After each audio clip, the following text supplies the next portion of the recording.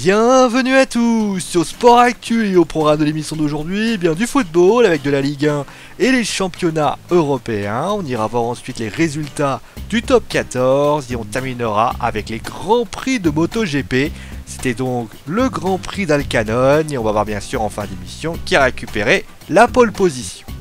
Mais débutons donc avec du football, c'était la 7ème journée de Ligue 1 aujourd'hui et donc on va commencer avec le match de la veille. C'était donc le Paris Saint-Germain qui se déplaçait à Toulouse et après 2 victoires contre Caen et Dijon, eh bien le PSG est retombé dans ses travers, que ce soit dans le jeu ou dans le résultat.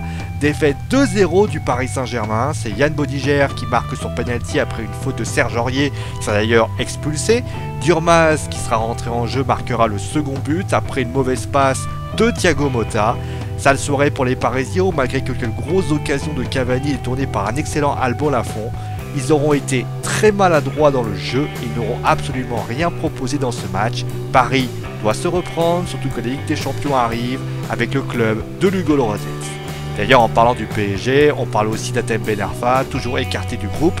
Eh bien, il est prêt à se battre. Il a posté d'ailleurs une vidéo sur Instagram où il dit Challenge accepted. D'ailleurs, son clan a fortement démenti toutes les rumeurs des médias qui disent qu'il veut une rencontre avec le PSG. Hatem va se relever et tout simplement accepter, va pouvoir battre ce challenge selon ses proches. On passe maintenant au match de la journée avec à 17 h. Lyon recevait Lorient et Lyon est tombé aussi. Et oui, décidément, la Ligue des Champions fait des dégâts avant la Ligue des Champions. 1-0 pour Lorient, but de Cabot dans un match où Benjamin Lecomte a sorti 8 parades face aux Lyonnais.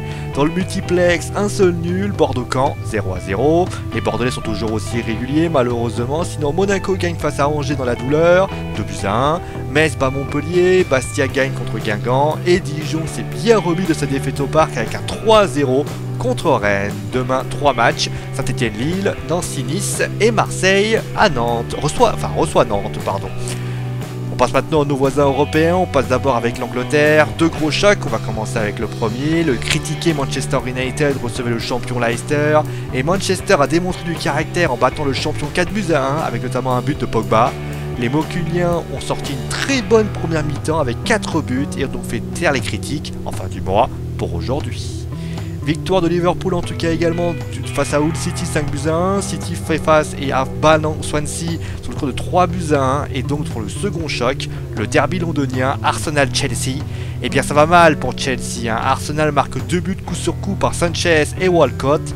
Mesut Ozil, autour d'une excellente prestation, marquera le 3e but. Sous l'ombre, la sortie de Coquelin sur blessure, une blessure assez sérieuse d'après Arsène Wenger.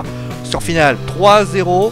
Chelsea aura payé ses erreurs défensives tout au long de la rencontre, à l'image du premier but encaissé et du but marqué par Alexis Sanchez.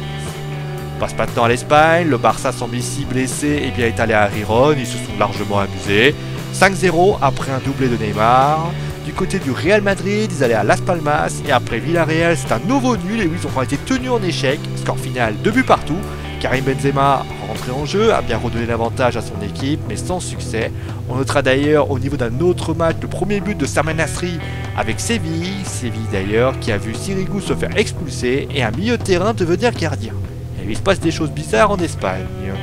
Demain, l'Atlético Madrid joue contre la Corogne et on termine maintenant avec l'Italie. La Juventus de Turin et Naples jouaient. Score final 1-0 pour les Turinois.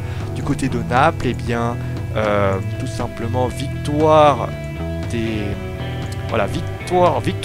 Naples 2-0 face au Chievo Vérone. Et j'ai oublié de mettre le résultat dans mon petit machin, désolé. Bon voilà, en tout cas demain l'Inter de Milan et l'AS Rome sont de sortie et je vous promets, j'oublierai pas de mettre le résultat comme je viens de le faire aujourd'hui.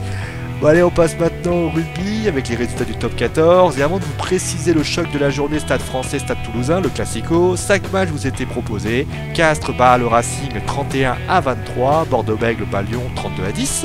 La section paloise bat tout juste Grenoble 39-38. Le Stade Charles-Rochelet bat Bayonne 34-17. Et donc pour le choc des stades, c'est le Stade toulousain qui s'en sort vainqueur. Score final 23-18. Le Stade toulousain met fin à une série de 3 défaites consécutives. Pour les Parisiens, il y avait de la solidarité, avec notamment le bonus défensif. Mais reste à savoir si cela donnera de l'espoir pour la suite du championnat. Et donc on termine avec de la MotoGP, c'était les qualifications aujourd'hui au Grand Prix d'Alcanon. Et c'est un trio espagnol qui sera en pole position avec Marc Martinez pour la 4e année consécutive, Marek Vinales et enfin le 3e Jorge Lorenzo. Dani Pedrosa a chuté et s'élancera à la 7e position. Valentino Rossi lui s'élancera en seconde ligne. Allez, c'est la fin de l'émission Sport Actu, j'espère en tout cas qu'elle vous a plu. Demain au programme, eh bien, les résultats du championnat de Ligue 1 et de nos voisins européens, notamment de ceux que j'ai cités. On ira voir aussi les derniers matchs du top 14 et enfin le grand vainqueur du Grand Prix d'Alcanon. Voilà, vous savez tout, passez donc une bonne soirée, n'hésitez pas bien sûr à aimer, partager et à vous abonner si vous avez surkiffé cette vidéo. Nous on se retrouve donc demain. Allez, ciao tout le monde!